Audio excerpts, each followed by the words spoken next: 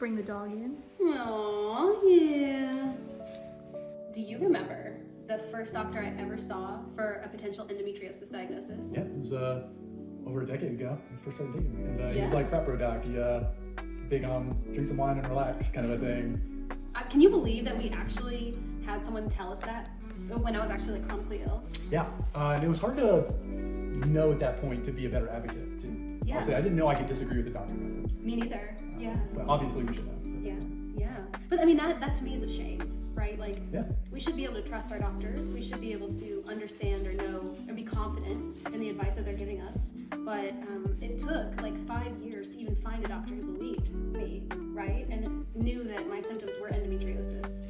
Yeah, and then we even had a doctor after that we took your surgery reports to and photos. That's right. And they were like, no, you're not endometriosis. That's right. Yeah. I brought my surgery info, and she tried to argue with me about it. Yeah. Oh my God, I forgot about that. Yeah. Oh yeah. Do you remember the worst thing that one of the doctors ever told me? That first doctor? Yeah. Yeah, he said relax, drink some wine, and get a big old dildo. And masturbate. Loosen up a little bit. It's so true though. That's what he said. That was his Said medical you're too advice. tense. Said my muscles Relax. were so tight, like that. That was where my pain was coming from. Yeah. Because I had just been a collegiate athlete, and so he thought that was what was causing my pain. Yeah. How long did that take? Then we fought to have a surgery, and he said he didn't find any endo. Yeah, he said he didn't find it the first time, and then we did it again A year a later. year later, Yep. and they found some. Yep. And then we moved and had to find another doctor the next time. It was wonderful.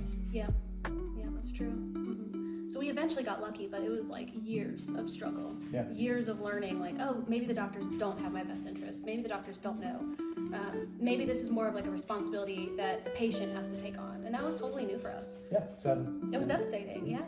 What did you think when you heard the doctor tell me to get a big dildo? I'm trying to remember, because it was when we first started dating, so it was Yeah. still like, Yeah. getting comfortable with each other, and I was just trying to be good and supportive. And just Yeah. go with you during this tough time to figure out what's going on with your pain in your body.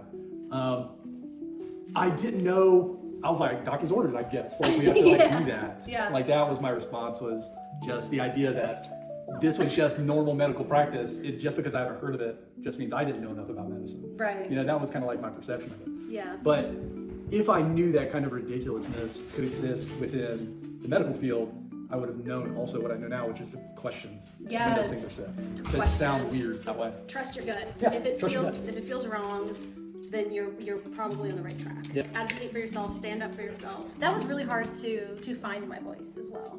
Yeah, I agree. And it took me a while to figure out what my role was as a support within those rooms too, because I didn't want to overstep my bounds and speak for you in the wrong way. But I didn't want things to get swept under the table because you're under so much pain and you can't even process what this person's telling you because you're just trying to get fixed, but That's right. trying to feel better. Yeah. So it was a weird balance to find, but also a harsh reality to learn that medical professionals aren't always professional, nor are they always knowledgeable.